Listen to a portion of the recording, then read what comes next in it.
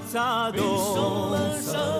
Bella ciao, bella ciao, bella ciao, ciao, ciao, la Madina. Alors ça, c'est une reprise voilà, régionale, on va dire, mais c'est italien au départ, non? C'est pas un chant de partisan, voilà, mais... il me semble. Il y a une petite tonalité corse. Oui, c'est vrai, ouais, on les entend. Hein, j'aurais pu mettre la main comme ça. Allez, au guidon de son triporteur, effectivement, et les triporteurs de Télématin, Loïc a sillonné et sillonne, vous le savez, toutes les régions de France pour nous faire découvrir des spécialités. Aujourd'hui, on part effectivement sur l'une des plus belles. Bah, vous avez la réponse. On dit que c'est la plus belle île du monde, même. Ah oui. Ouais, c'est la Corse, forcément. C'est une île incroyable. Ben oui. Vous arrivez là, quand vous arrivez là de loin, vous voyez. Alors nous, on a tourné il y a quelques semaines, donc il y avait encore les cimes enneigées. Vous avez ces montagnes qui se dressent et qui admirent quoi? La beauté de la Méditerranée. Donc au pied, il y a des poissons, il y a des oursins, il y a des choses incroyables. Et puis dans les sommets, il y a des chèvres et des brebis. Des chèvres qui font et des brebis qui font de bons fromages. De bons fromages. Alors il y a des qu'on appelle le bruch. C'est comme ça qu'on prononce. Alors, on peut dire le bruch ou le bruccio, mais c'est compliqué parce qu'il y a un O, mais il faut pas vraiment le prononcer, mais il faut quand même qu'il soit là. Donc c'est voilà. C'est ce fromage-là, votre star aujourd'hui. Voilà, c'est ça. La star, c'est vraiment. Alors, ce qui est assez marrant, c'est que Nicolas, que nous sommes allés rencontrer là-bas, il est épicier fin, il a un restaurant, il a une cave aussi. C'est un lieu incroyable. Voilà. Ah, oui, cave. Oui, parce que c'est extrêmement tendance, les épiceries fines et caves où on peut manger et déguster des choses. Et lui, il m'a emmené découvrir ce fromage. Et lui, pour lui, ce n'est pas un fromage, parce que le fromage, le bruccio, en fait, est fait à partir du petit lait. C'est-à-dire, on fait d'abord un premier fromage, et on va séparer le petit lait, et c'est avec ce petit lait qu'on va faire le bruccio. Et en texture, pour ceux qui ne connaissent pas, c'est proche du nuage, de la chantilly. Ça peut être sucré, ça peut être salé. Enfin, les chefs se l'arrachent. On tient un poète. Il parle à l'oreille des fromages. Mais c'est incroyable, c'est incroyable. Le bruccio, tous les grands chefs se l'arrachent. Et le problème, c'est qu'il n'y a pas beaucoup de producteurs qui en font. Donc justement, nous sommes allés en voir un. Regardez.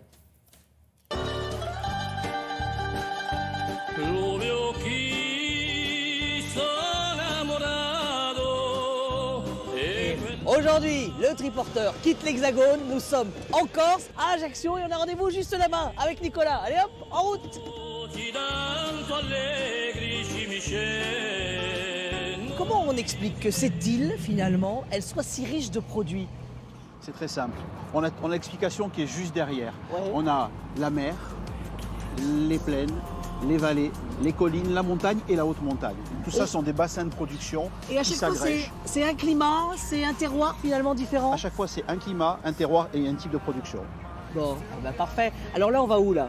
Alors là, on va au pied de cette montagne rouge, retrouver notre ami Gendré Mamélie le berger. On y va? On va faire du bruccio.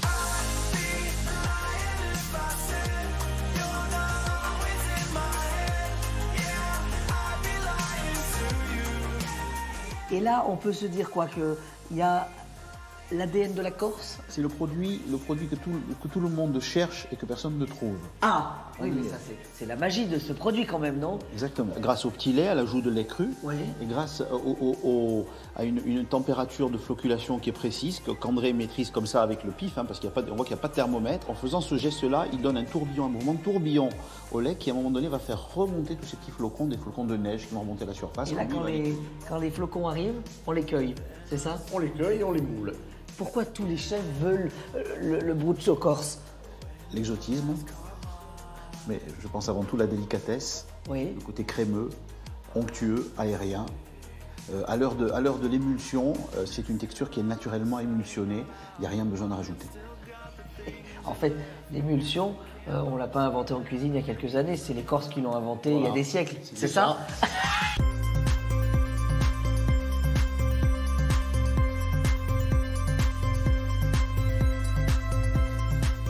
Là, dans l'idée, c'est qu'on suit la recette, c'est ça? On va suivre la recette à la lettre. Elle est courte, mais précise. Page 108. Page 108, la recette, le fiadone, le fameux gâteau emblématique corse qui est un cheesecake local avec du bruccio, bien sûr. En fait, les Américains, ils n'ont rien inventé avec le cheesecake, c'est ça? Vous êtes en train de nous le dire, là. On a fait du fromage avant eux, surtout. Qu'est-ce qu'on fait en premier dans cette recette? On clarifie les œufs avec le sucre. Après, on écrase le bruccio à la fourchette. Alors, l'eau de vie, on la met à quel moment, Sébastien? Au dernier moment. Au dernier moment? Au dernier moment. Eau de vie de cédra. C'est 40 minutes à 180 degrés. D'accord. Ensuite, on laisse tiédir pour le démouler facilement. Et surtout, on le partage avec les gens qu'on aime. Ah, c'est ce qu'on dit en Corse? C'est ce qu'on dit en Corse. Bon, et alors là, on peut le partager ensemble ou pas? On vous respecte déjà. Ah, bon, et en Corse, ça veut dire que vous nous aimez, c'est ça? C'est une déclaration Ah oui, d'amour. c'est une déclaration en Corse. Ok, d'accord, j'avais pas compris.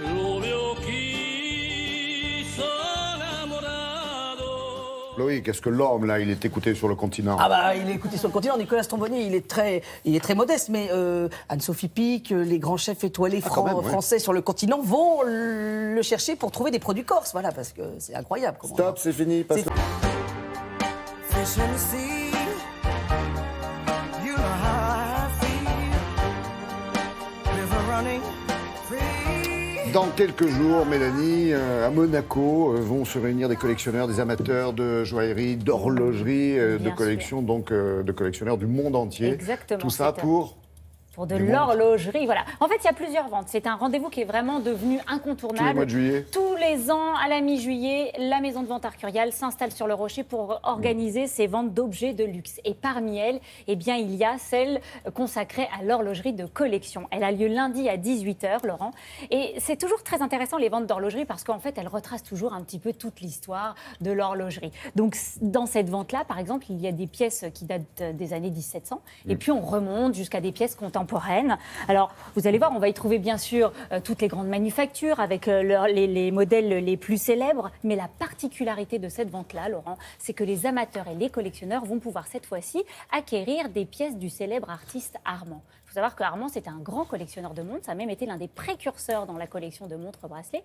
Et vous allez voir, il a fait des choix pour sa collection qui finalement correspondent bien à son esprit d'artiste. On a rencontré Geoffrey Adair qui nous explique tout cela. Regardez. When I attempt to sleep, I get scared of the emptiness.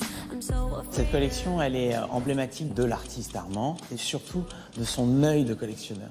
C'est-à-dire qu'il a essayé de rechercher au travers de chacune de ses montres une émotion. Et je pense que l'émotion première d'Armand au travers de chacune de ses montres, c'est surtout le design.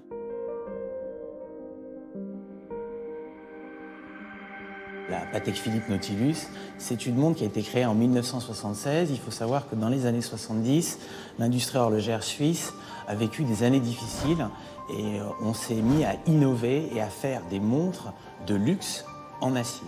Et c'est vrai qu'aujourd'hui, il y a un regain d'intérêt de la part des collectionneurs sur ces montres typiquement design. Celle-ci est emblématique parce que c'est la première référence. Quand vous la regardez, la forme du boîtier, on dirait un hublot de bateau. Cette Piaget Beta 21, elle est intéressante pour deux raisons. La première, c'est parce qu'elle est équipée du premier mouvement à quartz qui a été réalisé par l'industrie horlogère dans les années 70. Il faut savoir que le quartz a complètement perturbé l'ordre des choses, notamment en Suisse où on fabriquait des montres mécaniques. Et c'est vrai que c'est une des premières montres à quartz de cette époque. Et elle a une autre particularité, c'est que cette montre a été offerte par Yves Piaget, donc la personnalité de la maison Piaget à l'époque, à Monsieur Armand pour son anniversaire. Elle est dédicacée au dos pour l'anniversaire de Monsieur Armand. Alors, la Vacheron Constantin, elle est assez intéressante. C'est une montre des années 50 qui est assez atypique, de petite dimension. Elle a un design très particulier. En fait, on ne voit quasiment pas les aiguilles. On a ce système sphérique au centre avec des rainures en or, également sur la bordure du cadran. Et donc, elle représente l'œil du collectionneur d'Armand, ce qu'il a recherché dans la montre. C'était un objet qui était atypique.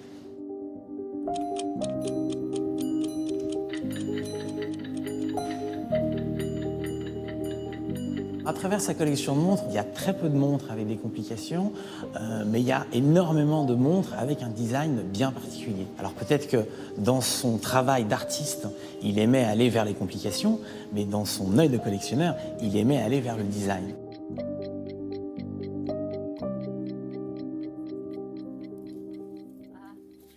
Et vous avez fait votre marché, vous nous avez ramené des oignons. Des oignons, ça c'est ce qu'on appelle la montre oignon. Elle s'appelle oignon parce que vous voyez, elles sont assez grosses, elles ont une forme d'un oignon. Elles apparaissent en France sous Louis XIV. Et ce qu'il faut savoir, Laurent, c'est que dans l'histoire de l'horlogerie, jusqu'au milieu du XVIIe siècle, les montres sont assez imprécises. Et puis, au XVIIe siècle, apparaît le balancier spiral. C'est ce que vous voyez là. Vous voyez, c'est ce qui fait le tic-tac en fait. Je ne sais pas si on l'entend, non, on l'entend pas On le le tic-tac, voit, on le voit. Et donc, à partir de cette petite invention, eh bien, on a plus de précision. Et la montre oignon, c'est vraiment l'une des toutes premières montres avec ce système de balancier spirale. C'est vraiment la démocratisation de la montre, en fait. Regardez, je vous montre celle-là. Alors, elles sont bien sûr toutes en état de marche. Elles sonnent, Alors, N'allez voilà, pas m'en vous avez- casser une. Non, regardez, je vais vous l'ouvrir parce que regardez ce que Ça n'a faisaient rien à les voir charmants avec jeunes une- hommes de l'époque. Qu'est-ce qu'ils mettaient à l'intérieur de leur montre? Eh bien, ils mettaient, si j'arrive à vous la photo de leur fiancé. Regardez Ah oui. comme c'est joli, voilà. Ça, vous allez pouvoir trouver ce type de montre lors de cette vente sur le Rocher qui sera présentée par Arcurial lundi à 18h. Il y a même une très belle exposition tout le week-end. Vous pouvez visiter l'exposition avec des très belles pièces. Et puis après, les ventes d'objets de luxe, eh bien, ce sera lundi, mardi et mercredi. Merci Mélanie, merci à ceux aussi qui vous ont fait confiance. Vieni via di qui. Niente più ti lega questi luoghi, neanche questi fiori azzurri. Via, via. Qui est là pour nous présenter non pas forcément d'abord un ouvrage, mais mais d'abord une une créature. charmante personne. Une pour pépette, changer. une pépette formidable, alors ça, extraordinaire. Ouais. Alors une pépette épatante, vous connaissez tous le mannequin, qui est le mannequin belge, Jade Forest, Elle est belle, elle est et qui belle. était gigantesque, mince, comme une espèce de gazelle en verre filé, qui n'en finissait pas, comme ça, des yeux démesurés. Et cette créature de rêve absolument magnifique a fait la rencontre de sa vie en épousant son prince charmant. Son prince charmant, on peut dire, c'est Arnaud Lagardère. L'homme le plus puissant, je veux dire, de la presse, de l'édition, Et en qui France lui et a en Europe. laissé un petit peu de temps pour qu'elle puisse créer. Voilà, pour qu'elle puisse Voilà. créer, donc elle est dégagée des contingences Il est gentil matérielles. avec elle. Il est très, très... Mais Arnaud Lagardère, on sait qui c'est le PDG de chez Bien sûr. Hachette, production, édition, diffusion, distribution de contenu, le président de toutes les sociétés de Lagardère. Donc Jade Forest, devenue Jade Lagardère, s'installe dans une maison sublime, elle fait 3 petits-enfants, et puis comme elle a une énergie créatrice avec elle, donc elle fait une bande dessinée. On est là pour ça, pour de la bande dessinée. Alors, la question est-ce que Jade Lagardère a un vrai talent, ou est-ce qu'elle est un peu aidée ou appuyée par... De ce que j'en ai vu, moi, il y a du talent. Ah bah, vrai. Excusez-moi. Alors, je suis allé enquêter pour ça, donc, dans la maison des Lagardère, bien évidemment. Et j'ai vu Jade au travail, et j'ai vu ce qu'elle a fait, une bande dessinée, mais épatante. Vous êtes incrusté combien de jours là-bas? Non, mais Pour l'enquête, pas pour les assez besoins de longtemps. l'enquête. Pas assez longtemps, pas assez longtemps. Mais elle a créé un personnage déterminé, volontaire. ressemble, Ah elle, oui, non qui lui ressemble. Physiquement, c'est son double. Physiquement, son double. Elle n'en finit pas toujours. La fameuse gazelle en verre filé, la gazelle en verre filé, comme ça, toute haute, qui n'en finit pas. Elle a écrit une histoire. Ça commence comme une espèce de mélodrame à la Victor Hugo, une petite Cosette de 5 ans qu'on va enfermer dans un collège en Angleterre, et ça finit comme une espèce de super Largo Winch, Ouais. avec qui a de la Et dans le testostérone. trait, etc. déjà, on trouve... Alors, le trait, elle s'est similitude associée avec cet avec- autre héros. voilà, avec Butch Guice, qui est un grand dessinateur américain. Mais toi, c'est une histoire, c'est plein de rebondissements. Il y a un véritable talent. Et en plus, vous savez, on les connaît, les gens qui n'ont pas fait leur truc. Elle est habitée par... Non, on les reconnaît, mais Vous c'est avez pas son raison cas. de le dire. Elle est habitée par ça. Ouais. Elle est habitée par son... Elle connaît ça par cœur. Elle consacre son temps à ça. Elle écrit l'histoire. Elle a préparé le tome 2. C'est le tome 1 qui s'appelle La fille de Merton Castle. Donc, je vous invite à entrer dans le sein des saints de la création de Jade Forest, devenue Lagardère. Vous allez voir ce que c'est qu'une belle pépette qui réussit à travailler de façon divine et extraordinaire.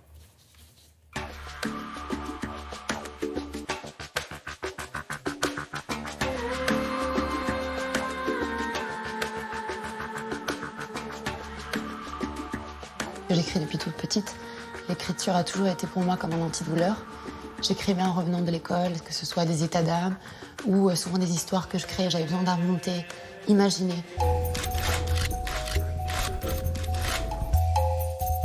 J'ai fait du mannequinat pendant 9 ans et ça m'a pris énormément de temps, donc j'ai laissé un peu de côté. Et puis l'écriture m'est revenue quand j'étais enceinte de ma deuxième fille Mila, fin 2013. J'avais envie de créer un personnage, une femme qui s'était créée dans la douleur.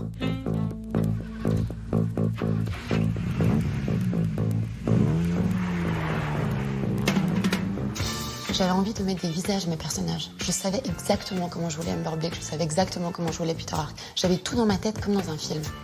Et j'ai trouvé que la bande dessinée s'y prêtait super bien.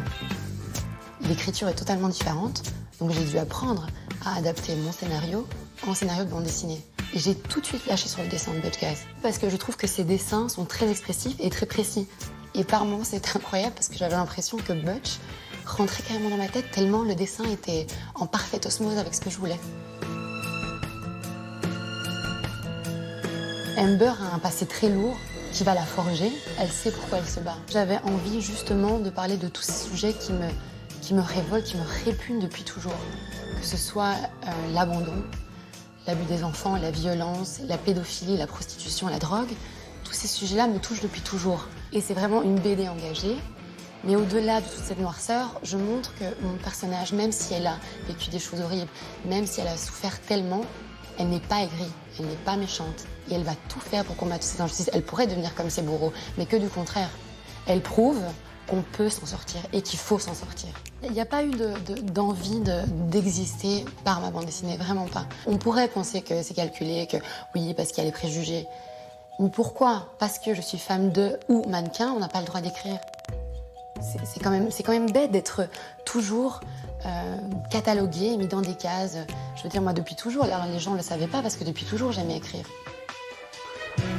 Je suis habitée, hantée complètement et tout le temps par Amber Blake.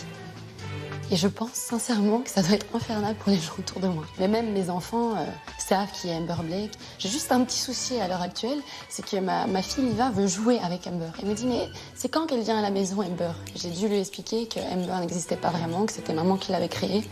Et c'est encore difficile à comprendre quand on a que 4 ans et demi. Mais ça la fait rêver aussi et du coup, ça me touche encore plus. Elle ressemble à son héroïne comme une goutte d'eau ressemble à une autre goutte d'eau. Vraiment formidable. Vraiment parfait. Alors voilà, ça s'appelle Amber Blake, voilà, avec la magnifique Jade là, qui est là, qui est Amber Blake. Donc c'est le tome 1 qui s'appelle La fille de Merton Castle.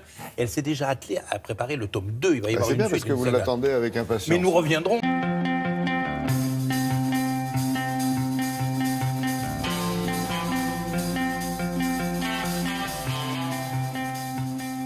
Alors, vous allez nous parler de quoi, mon bon Patou? De vin et d'art. Parce qu'il se passe que la vigne et l'art contemporain font de plus en plus souvent lit commun.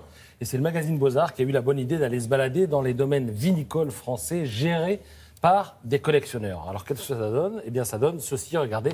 Là nous sommes en Provence, dans le domaine de Peyrassol. Pas moins de 60 sculptures disséminées sur le domaine.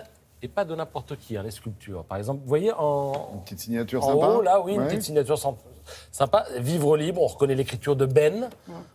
Puis alors à droite, les couleurs de Daniel Buren. Ça rappelle un peu le toit de la Fondation Vuitton, dans le bois de Boulogne, près de Paris.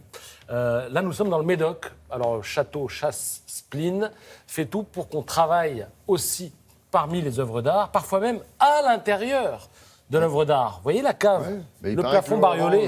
Rend fou. Voilà, écoutez, oui, surtout si vous videz les barriques qui sont à côté. C'est ça. Voilà. Alors ça aussi, c'est une œuvre d'art. Et alors, petit tour par la Champagne, il n'y a pas de raison. Une vingtaine d'œuvres d'art, toutes surdimensionnées dans ce domaine. Voilà, ça prouve que le vin, le champagne, constitue un bon business. Ces gens-là ont les moyens de s'exercer au mécénat. Puis ils sont malins, parce qu'on ne se déplace plus seulement pour visiter les caves ou pour acheter du vin. On dit non. Caution culturelle, je vais au musée, et puis je reviens avec une caisse de rouge. Ils vont finir avec des subventions pour fabriquer du vin, c'est ça? D'accord. Chasseur d'images, maintenant, se fait l'écho de tous les concours photos organisés tout au long de l'année. Alors, et après, il nous montre évidemment les meilleurs. Celle-ci, par exemple, a été primée au festival photo de la Gacilly, c'est dans le Morbihan. Le thème, c'était peuple et nature. Et d'autres photos ont été primées. Regardez, alors à droite, vous avez des bouteilles et des cerises. Ça, c'est la médaille d'or. Décidément, les bouteilles, on le vend en poupe. Ouais.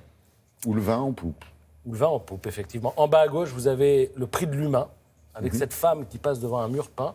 Puis alors, le coup de cœur du jury, une vieille dame qui passe, bossue, courbée, devant un mur peint. Donc, il nous montre une dame visiblement un peu plus jeune. Alors, ces photos et bien d'autres sont exposées tout l'été à la Gacilly. Les prochains concours ont déjà commencé, mais il est encore temps de concourir. Alors, il y a 3 thèmes. Quand le soleil se couche, j'aime le noir et blanc, et puis le style vintage dans tous ses états. 3 thèmes représentés par les 3 photos que vous voyez là. Le festival de jazz Cosmo à Chamonix. Ça commence le 22 juillet prochain. Le concepteur s'appelle André Manoukian et c'est C'est pour ça qu'on le retrouve à la une de Psychologie Magazine. Alors je vous conseille cette interview parce qu'elle est touchante, il se livre, il parle notamment de son enfance, il dit « J'ai toujours eu le sentiment de ne pas être comme les autres, je suis né en France, je n'ai jamais connu mes grands-parents arméniens de Turquie, j'ai grandi à Lyon dans un quartier aisé, mes potes étaient des bourges, avec des mamans cathos qui ne travaillaient pas, et c'est pour ça que je faisais le chien savant, pour me faire accepter, parce que je me sentais un petit peu différent. » Il dit ensuite, je me suis retrouvé au lycée, vous allez voir, c'est drôle, face à une bande de jeunes, foulard rouge autour du cou. Ils brandissaient des drapeaux et sentaient le patchouli. C'était les années 70, je ne savais pas ce qu'ils faisaient, mais en un quart de seconde, j'ai reconnu les frères que je cherchais depuis toujours. Mon éveil, je l'ai eu face à ce je m'en foutisme, là, érudit, dit-il. Voilà, c'est du André Manoukian. Il y en a 4 pages comme ça dans Psychologie Magazine, c'est sympa. Il a besoin de parler, cet homme aussi. Voilà. Et à Psychologie Magazine, on sait faire parler en plus les gens. D'accord, merci. Tout lasse, tout s'efface, t'aurais pu attendre. Ton heure vient. Une chanson de Chédid, mais qui a été écrite pour Patrick Devers, dont il est question aujourd'hui parce que ça fera exactement 35 ans qu'il est décédé, qu'il s'est donné la mort. Ouais, demain. Ouais, demain. Ouais. C'était le surdoué à fleur de peau, on va dire, cet homme très très très sensible. Oui, c'était la fureur de vivre à la française. On l'a souvent comparé à James Dean, évidemment. Donc, si vous faites bien le calcul, il est mort à l'âge de 35 ans. Il se suicide à l'âge de 35 ans, il y a 35 ans. En 82. Ce serait un acteur d'aujourd'hui, 70 ans, s'il était encore avec nous. Christophe Carrière, le journaliste spécialisé en cinéma et absolument fan de Devers, publie Patrick Devers, l'écorché chez Michel Lafon avec la préface de Lola Devers, une des 2 filles de Patrick Devers. Elle parle peu, voire jamais, Lola. Donc si elle a préfacé ce bouquin, c'est qu'il est de bonne facture, et j'en suis sûr. C'est une très belle enquête qui se plonge évidemment dans la vie de Devers, mais surtout dans l'adolescence, parce que c'est vrai qu'on dit il jouait avec un naturel confondant, il était écorché vif. Il a subi quand même des drames. Mais c'est toujours un peu les mêmes phrases, effectivement, bien qu'on sûr, entend bien sur sûr, lui. mais Alors, il voilà, est bon on disait, d'avoir un livre voilà, on disait, pour mieux comprendre, il mieux s'est connaître. adonné à la drogue, Oui. certes, mais pourquoi? Mais pas que. Mais pas que. Pas que, oui. Mais pourquoi? Parce qu'il y a beaucoup de raisons aussi dans l'adolescence qu'a trouvé Christophe Carrière, les raisons qui expliquent, entre autres, ce destin incroyable hors norme. Nous avons rencontré Christophe Carrière, regardez. Tu te vois en vieux acteur, quand tu vieilliras, quoi tu aurais ressemblé?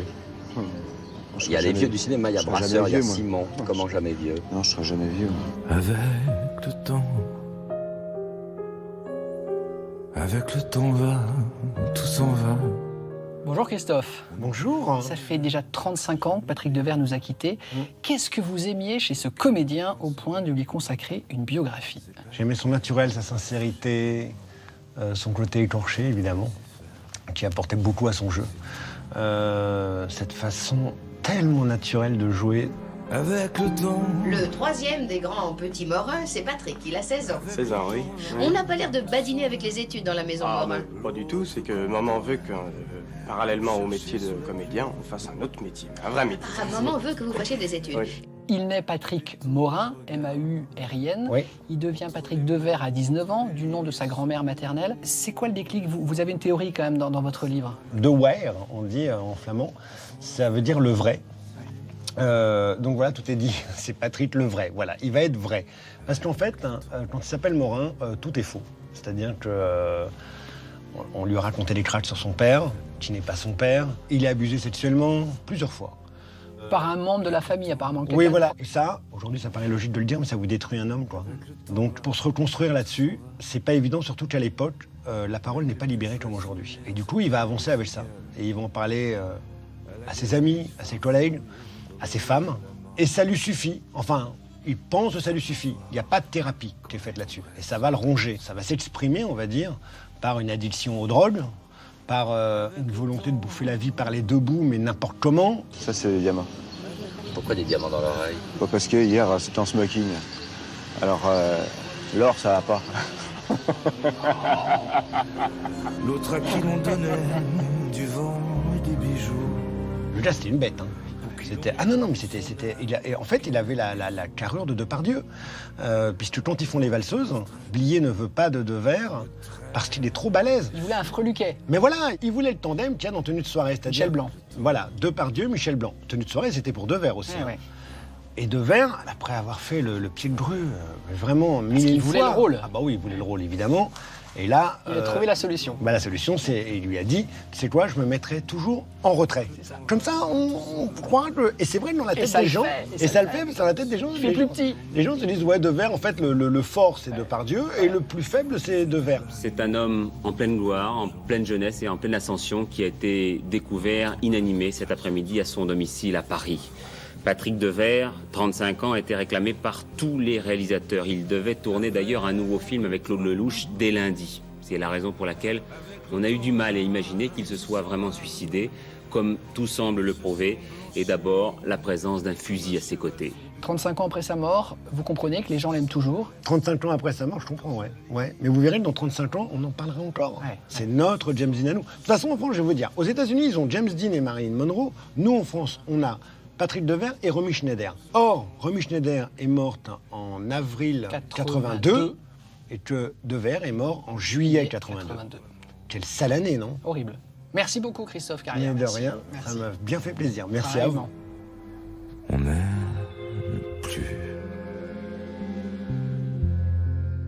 Et merci à vous, bien sûr, Damien, pour ce joli portrait.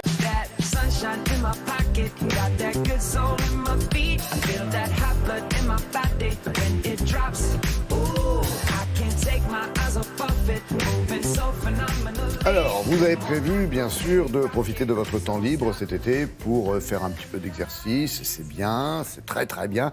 On va vous dire aussi quand même, avec Christelle, comment faire pour optimiser ces fameux exercices. Parce qu'il y a un mot d'ordre, il faut garder le rythme. Oui, justement, et là, on va dire changer de rythme. Vous voyez, c'est-à-dire qu'on va profiter de l'été pour changer de rythme.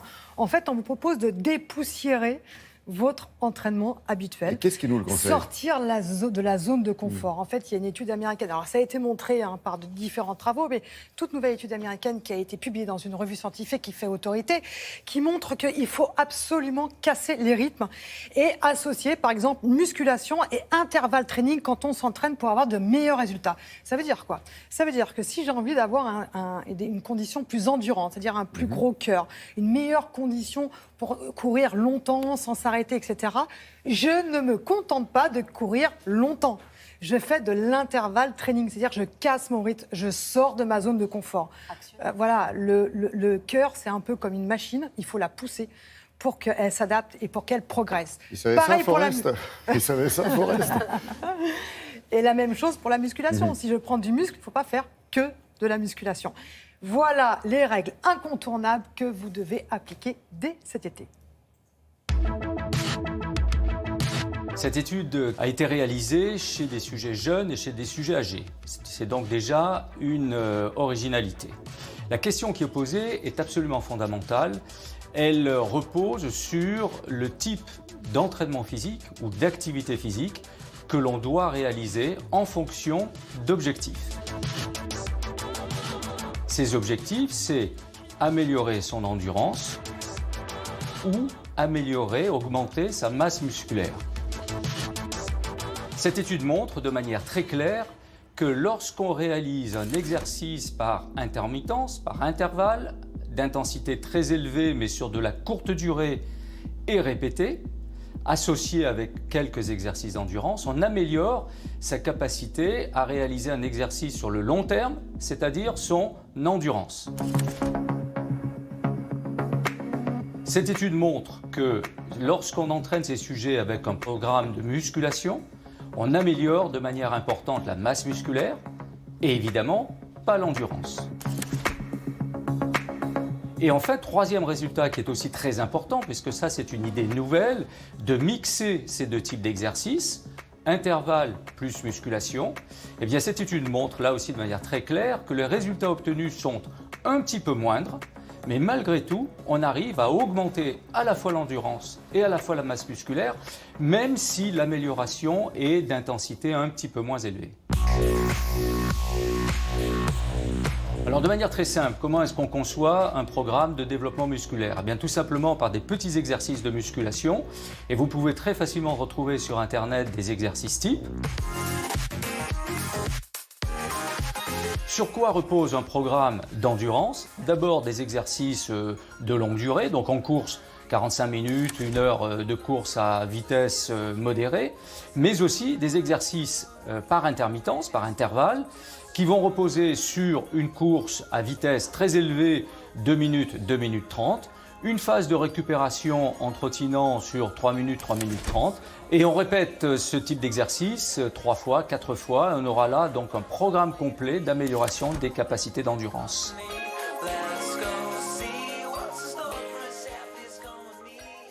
J'étais très très attentif. Il y a juste un truc, il faut peut-être se faire conseiller quand même, non Alors, pendant déjà, l'été, parce si qu'il y a on la a plus de chaleur, 40 ans, il y a- qu'on n'a oui. jamais fait d'activité physique, on va voir son médecin traitant qui peut éventuellement demander des explorations fonctionnelles supplémentaires. Ça, c'est sûr. Mais bon, c'est simplement de se dire que plutôt que de faire un petit jogging où je vais courir pendant 45 minutes au même rythme, je me dis, je vais sortir. La règle, c'est de sortir de sa zone de confort. Si je fais toujours la même chose, je ne progresse pas. Donc, je vais un peu plus vite, je récupère, je vais un peu plus vite, je récupère. Même chose pour la natation, s'il faut de la natation, pour le ski de fond, pour la marche, quand on marche, parce que c'est une activité qui est accessible à tous, eh bien, on peut marcher beaucoup plus vite pendant 2 à 3 minutes, récupérer, c'est ça. En fait, l'idée, c'est que le cœur, la tuyauterie qui va avec, les capillaires qui vont avec, s'adaptent à un effort. Et si vous restez toujours à faire la même chose, finalement, d'abord, vous allez vous embêter. On va s'ennuyer, mon Oui, colonel. oui, voilà, vous allez vous Bien embêter. sûr. Et puis, il n'y aura pas de Mais on va se faire mal progression, aussi. ni musculaire, ni au niveau de l'endurance. Bon, merci pour les conseils précieux. Je vérifierai ça au mois de septembre. On verra à la rentrée. Bienvenue au château de Villandry, une architecture Renaissance, un parcours à la carte qui va du château au plus beau jardin et qui a la plus belle vue, certainement les hirondelles.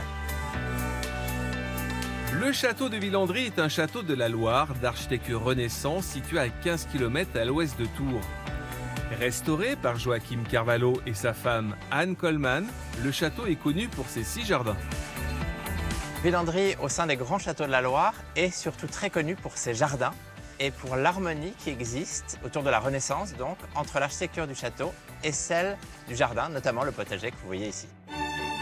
L'ensemble du château, dont l'intérieur date du XVIIIe siècle, est inscrit au patrimoine mondial de l'UNESCO. Les jardins sont la reconstitution à partir de textes anciens d'un jardin de la Renaissance typique du XVIe. Ces jardins de Villandry ont été restitués dans leur état présent autour donc de l'harmonie et de la Renaissance par mes arrière-grands-parents il y a 100 ans, à partir de 1910. À la Renaissance, eh bien, de nouveaux légumes venaient des Nouveaux Mondes, des Amériques, des Indes, et le propriétaire aimait bien surveiller l'acclimatation de ces légumes au sol français. C'est pour ça qu'on trouvait le potager aussi proche, sous les fenêtres du château. Et c'est un potager qui doit donc être décoratif. On y mêle les fleurs, les légumes, les arbres fruitiers, les rosiers que vous voyez tout à fait épanouis en ce moment. Le potager décoratif se compose de 9 carrés de taille identique, mais chaque motif géométrique mêlant légumes et fleurs diffère d'un carré à l'autre. Ceux-ci sont plantés de légumes dont les couleurs alternent entre elles, bleu du poireau, rouge du chou et de la betterave, vert jade des fans de carottes, pour donner au regard l'illusion d'un damier multicolore. Les légumes sont décoratifs et ils sont tout à fait bons. Au moment de changement de culture, bientôt on va arracher 20 000 salades d'un seul coup et là on en donnera beaucoup aux visiteurs. Entre le potager et l'église se trouve le jardin des simples. Les fragrances qui émanent de ces parterres rappellent les jardins clos des monastères à l'époque médiévale. Au niveau le plus bas se trouve le jardin potager. Au second niveau, donc prolongeant les salons du château, se trouvent les jardins d'ornement, notamment ce très beau jardin qui évoque l'amour tendre, l'amour volage, l'amour passionné. Et puis, au troisième niveau, une grande pièce d'eau en forme de miroir de style Louis XV. Et puis, plus contemporain, au quatrième niveau, le jardin du soleil qui a été récemment créé. Un jardin romantique mêlant fleurs et graminées, un lieu un peu fouillis qui reprend les nouveaux codes du jardin. Venez les visiter, les jardins sont ouverts tous les jours, toute l'année, y compris les jours fériés, à partir de 9h. L'Amérique, je veux la voir et je l'aurai. L'Amérique, Jodassin est avec nous. L'Amérique, c'est celle du photographe Walker Evans que vous nous proposez de découvrir, cette Amérique des années 30 et que l'on peut voir, revoir, découvrir. C'est à Paris, et c'est où? C'est Centre Pompidou, ça y est.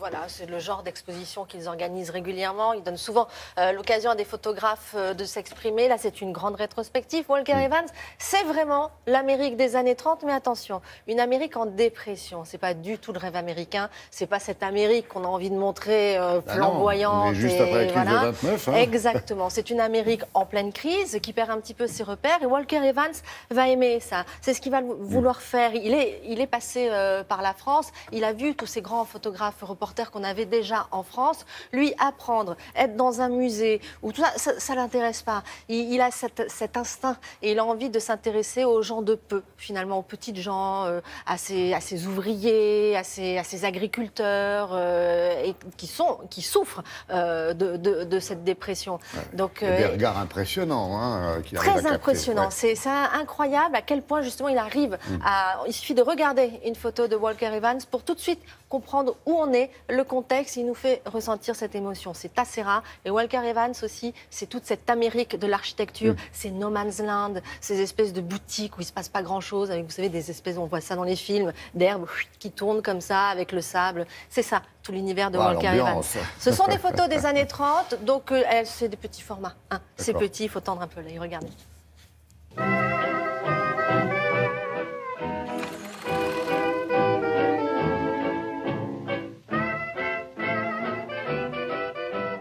Walker Evans photographie déjà pour satisfaire sa pulsion de collectionneur. Lui-même avait une énorme collection, il adorait se balader dans la rue et regarder les enseignes placardées un peu partout. Souvent, il les photographiait, il les ramenait chez lui.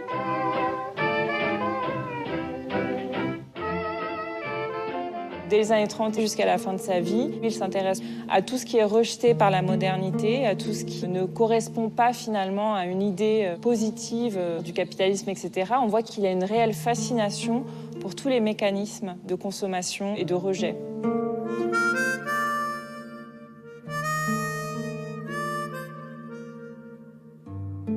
Si on se balade aux États-Unis, c'est pas du tout comme en France, il y a cette très très grande route où vous avez quasiment rien, c'est complètement désertique et tout d'un coup vous avez un petit garagiste, des baraques de fortune ou un petit marchand de fruits, de légumes. Donc ça va vraiment attirer son œil, il va vraiment en faire beaucoup. Il est aussi très connu pour ses portraits fameux qu'il réalise pendant la Grande Dépression américaine dans les années 30. Donc des portraits qu'il fait de face, c'est souvent des métayers en Alabama, il va passer plusieurs temps là-bas. Et c'est vraiment ces portraits qui font aujourd'hui sa célébrité dans l'histoire de la photographie et l'histoire de la culture américaine en général.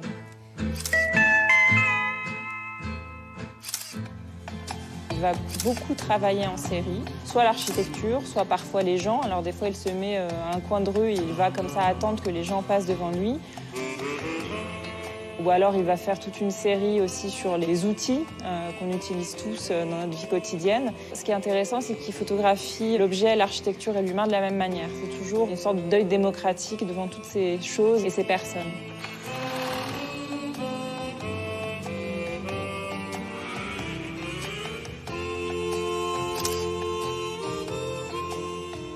Alors on parle souvent d'un style Walker Evans. Il aurait inventé le style documentaire, alors c'est-à-dire un cadrage très frontal, très neutre. On voit à peine l'auteur finalement dans l'image. Et ça, on voit ça dans des images, des portraits beaucoup plus instantanés. Et là, on a des choses pas du tout posées, parfois un peu décadrées, où là, il cherche plus à capter, on va dire, l'instant, le moment, en n'étant pas forcément vu par le modèle. Donc, il faut imaginer quelqu'un aujourd'hui qui serait, même avec son téléphone, dans la rue, en train d'essayer de récolter finalement tout ce qu'il voit autour de lui.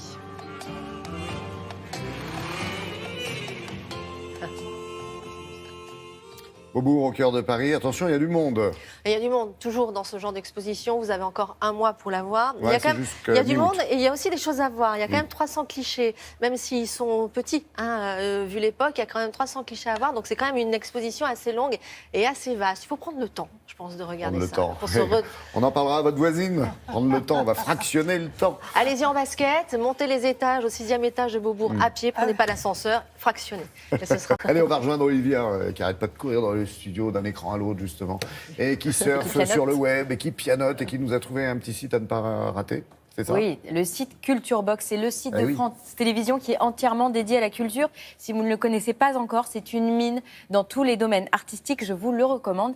Et en ce moment, vous pouvez notamment y trouver une page entièrement dédiée au Festival d'Avignon. Si vous aimez le théâtre, c'est fait pour vous, vous n'en manquerez pas une miette. Et en plus des articles, des interviews, des vidéos, vous allez trouver des petites pastilles qui reviennent de manière ludique et humoristique sur les 70 ans de la décentralisation théâtrale. Vous savez, c'est cette politique culturelle française qui a été initiée sous la 4e République pour développer la production et la diffusion théâtrale dans les régions. Ce sont 3 comédiennes qui font ces pastilles. Il y a 12 épisodes au total et elles répondent à des questions telles que c'est quoi l'art dramatique? C'était comment le théâtre avant? Rendez-vous sur Culture Box pour les découvrir. Le Festival d'Avignon, c'est jusqu'au 26 juillet et pour le Off jusqu'au 30, il me semble. Ah, la décentralisation de la culture, les années 60, avec la première maison de la culture, c'était Bourges, bien sûr. Allez, on va se quitter. Merci Olivia. Qui passait sans souci dans vos rêves, bien plus bleus que la vie. Cet homme, cette voix, si douce. Oui. Petite série ne va pas à Paris. Il aurait eu 100 ans, Henri Salvador. Il aurait eu 100 ans aujourd'hui. C'est Le vrai 18 juillet, exactement. 18 juillet. Oui, c'est ça. Hein. Bon, oui. dans une semaine. Vous avez replongé vos petites mains dans les archives de l'INA. C'est dingue, on adore les archives. Et vous avez découvert des petites choses sympathiques. Des merveilles. Des merveilles? Des merveilles, Pour évoquer Henri. Oui, pour évoquer Henri, parce que Henri Salvador. Voilà, Laurent Bignola, c'est aussi chanteur. C'est ça. Mais non, mais Henri Salvador. Ah bah oui, qui ne connaît exactement, mais j'allais commencer comme ça, donc très jolie transition, merci. Parce qu'il est connu, oui. Parce qu'il est avant tout effectivement connu pour ses chansons très rigolotes. Il a fait franchement marrer toute la France entière. Mais il est aussi connu pour ses talents de musicien de jazz. Bah, évidemment. Eh ben oui, il a fait ses débuts avec Django Reinhardt, ami intime de Quincy Jones, s'il vous plaît, passionné de jazz, effectivement, énorme talent. Et puis il a aussi été un des premiers Français, un des premiers chanteurs français de rock and roll. Il a fait des gros tubes avec Boris Vian, Michel Legrand, et c'est vraiment sa carrière a commencé comme ça, il a explosé, et ce sont des tubes qu'aujourd'hui on chante encore, et on s'en lasse pas, et vous allez voir dans le sujet, c'est magique, c'est plein on va dire, de mélancolie et de légèreté.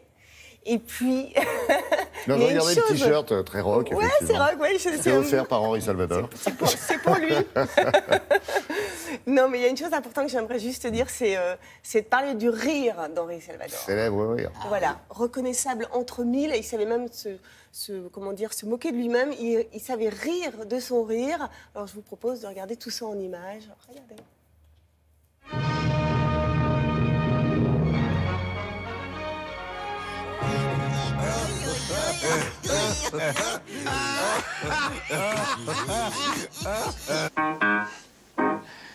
Ce matin-là, en me levant, j'avais bien mal aux dents.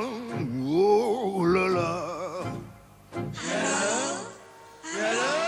J'ai passé toute mon enfance à Montparnasse. J'ai côtoyé de grands peintres que je ne savais même pas qui c'était, mais enfin, c'était des types drôlement sympas.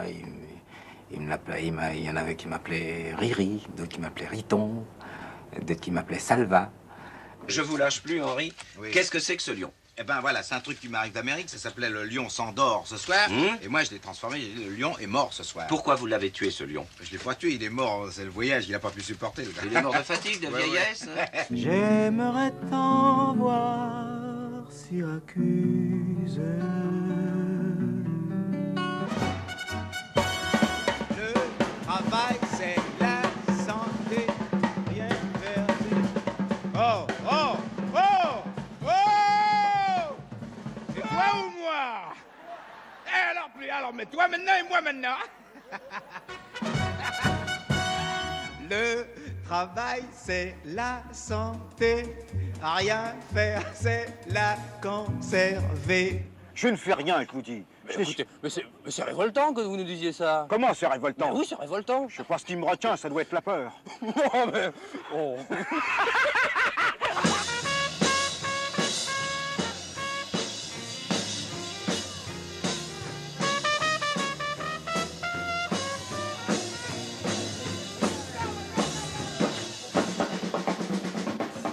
sérieux ce que vous faites. Oh, comment? Mais c'est très sérieux, vous vous rendez pas compte? C'est dangereux ce truc-là. Et pourquoi? Mais il faut se concentrer, il faut penser. C'est un jeu scientifique. J'écoute un disque de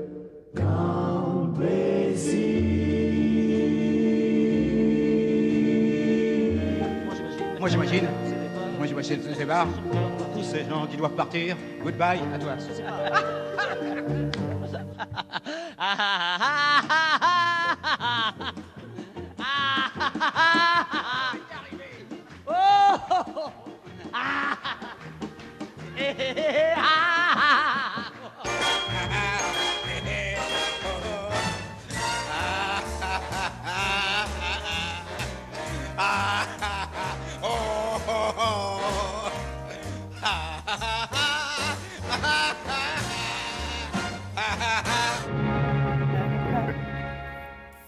C'est quand même rigolo. On évoque la mort, c'est triste, d'un artiste. Et qu'est-ce qui se passe ici? Tout le monde rigole. Tout le monde rit, oui. Ouais.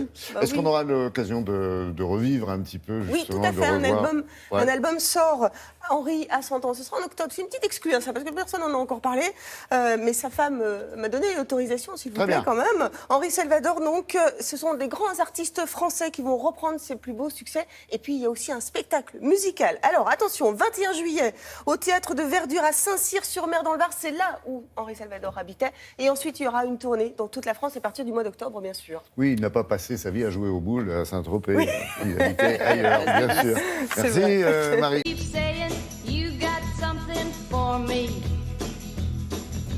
Something you call love, but confess. Cher Laurence, il y a quelques jours, c'est tout le monde de la parfumerie qui était en émoi, qui attendait avec fébrilité la remise des Oscars du parfum. Mais ça vous a eu l'avez lieu. dit. Oui, effectivement. Oscar pour certains, Fifi Award pour d'autres. C'est rigolo. C'est rigolo comme nom. Hein, Viens parce mon que- Fifi. Viens mon Fifi. À force de le dire, on a oublié le mot Grand Prix maintenant. On ne sait presque plus quel est Mais je cet ne savais acronyme. pas qu'il y avait des Oscars et que c'était des Et prix voilà, très sérieux. Des Oscars du bien parfum sûr. très sérieux.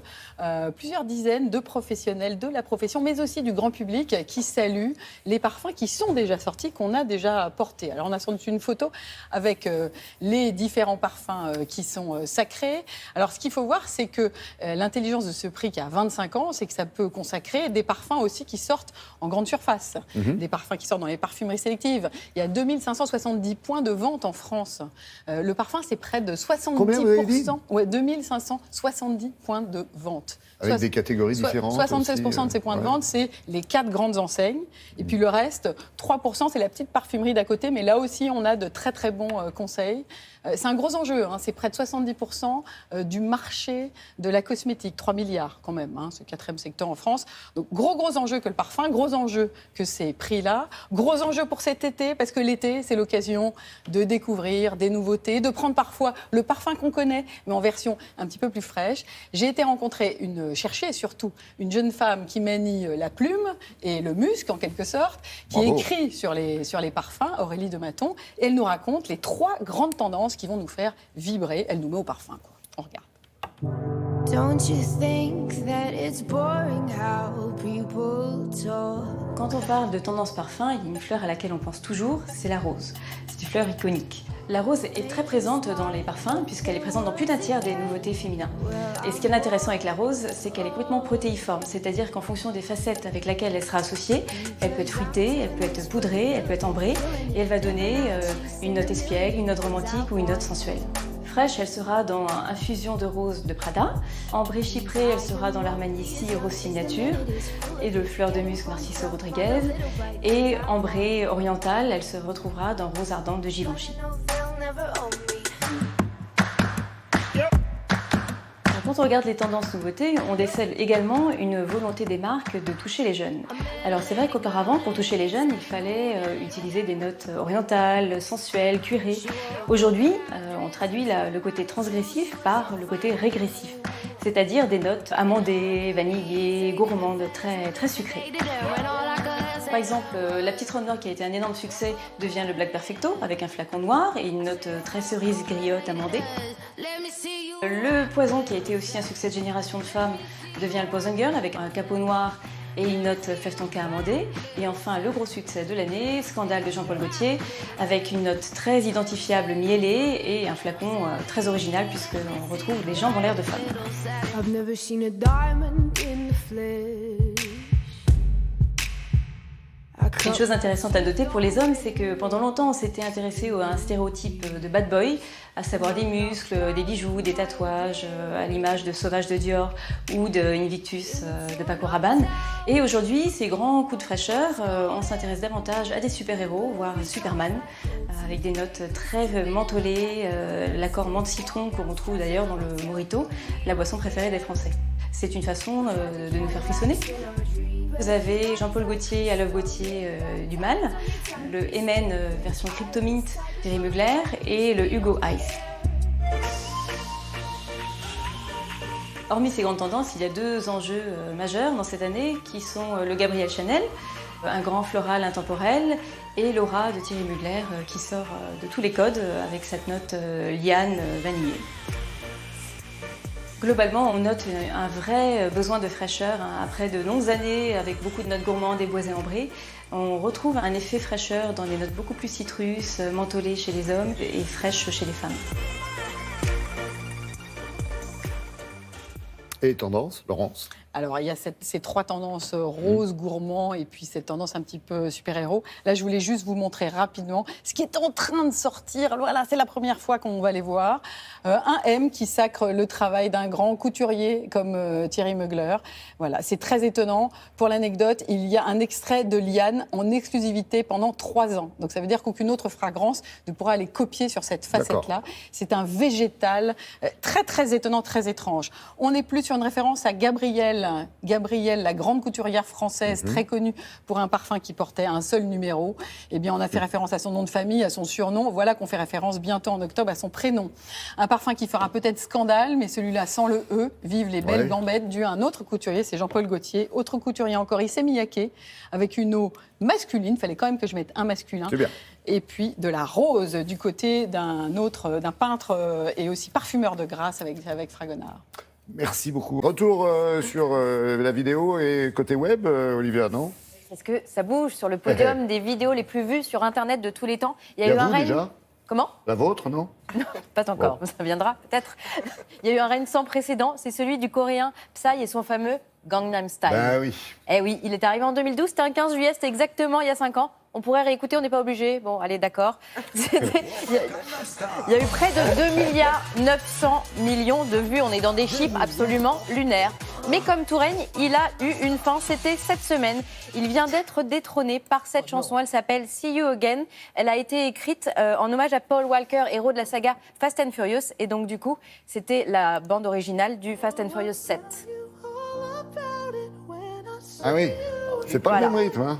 Non, c'est très très différent. Ouais, et vraiment donc très voilà, différent. depuis cette semaine, c'est la vidéo la plus vue sur YouTube, mais elle ne devrait pas rester première très très longtemps parce que juste derrière, il y a Luis Fonsi et son Despacito qui est là depuis seulement quelques mois et qui va être premier là très vite. Ça va être le tube de l'été. Aïe, aïe, aïe, aïe. Et voilà, on est dans des choses très différentes, hein. C'est marrant, les internautes ont des goûts très hétéroclites. Il fait chaud chez vous. Oui, et il y aura bientôt du Henri Salvador. Il faut de tout. Et aussi de rire de Marie, sans doute. Merci beaucoup. Remémorer ma vie naguère avant la guerre, trimant pour me rappeler mes sensations sans rapatriement. Petit pays, je t'envoie cette carte. Bonjour Frédéric. Bonjour Laurent, ça va? Avec lequel, que vous alliez nous présenter pour certains et avec lequel on va faire un peu plus ample connaissance, on vient de l'entendre. Hein, Gaël Faye. Gaël Faye. Alors, on l'a connu pour la musique, pour le slam, effectivement. Et là, vous l'avez retrouvé sur scène, vous? On l'a retrouvé sur scène, et c'est vrai que ce monsieur, à 34 ans, a déjà excellé dans plusieurs vies. Il a excellé en tant que poisson rouge. Oui. Entendez par là trader à la City à Londres où il s'ennuyait fermement.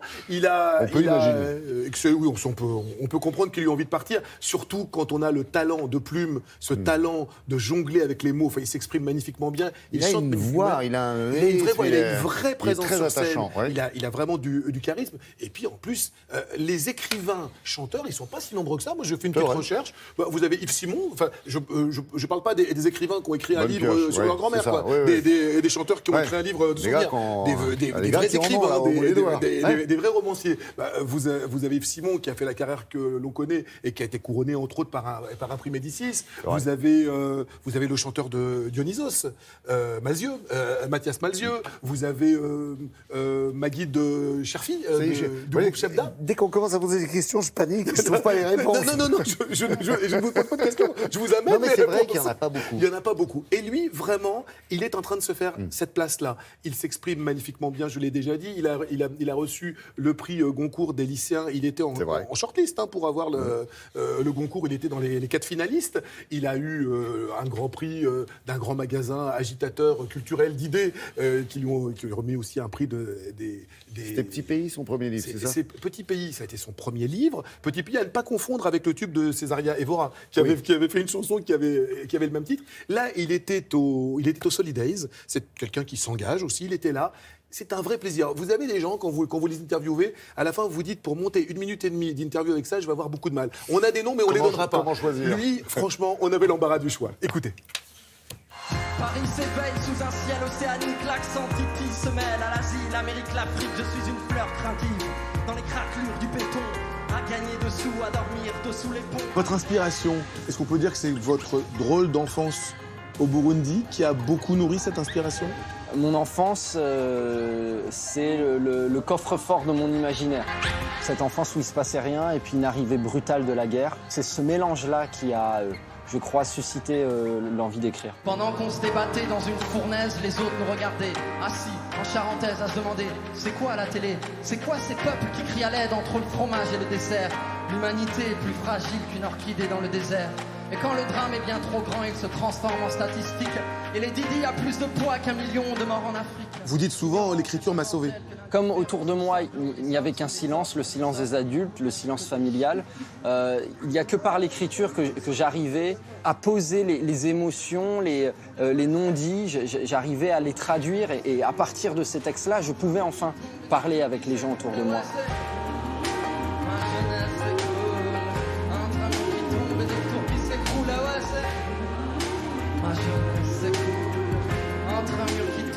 Vous êtes prix Goncourt des lycéens. Qu'est-ce que vous avez envie de donner à ces gosses-là aujourd'hui? Pourquoi vous avez pris la parole? Pourquoi vous avez pris les mots?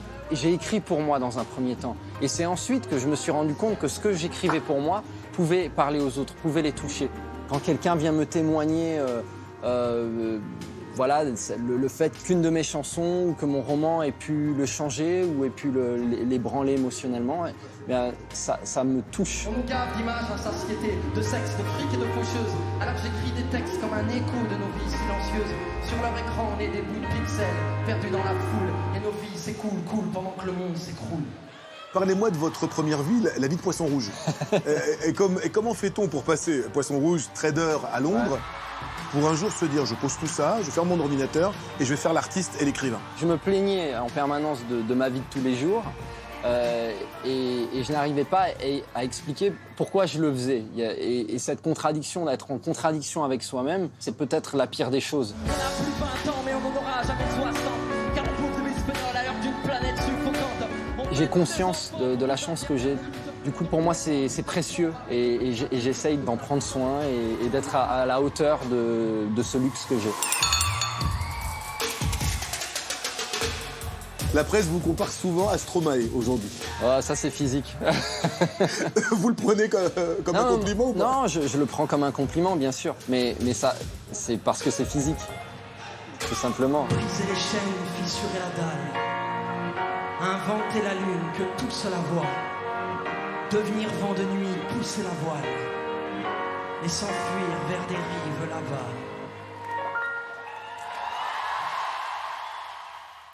Gaël Faye, Fred, qu'on peut retrouver en concert cet été? Alors ce soir, il est à Saint-Jean-de-Mont. Hier soir, il était place Jean-Louis Foulquier à La Rochelle. La Rochelle, d'où nous allons vous ramener quelques jolies images. Je pars au Francofolie. Dès la fin de l'émission, hop, dans le train. C'est parti. D'accord, dans le train. Et hop, et un Fred, un. Et puis le 20, il sera à la Tranche sur Mer. Ouais, c'est pas très loin non plus.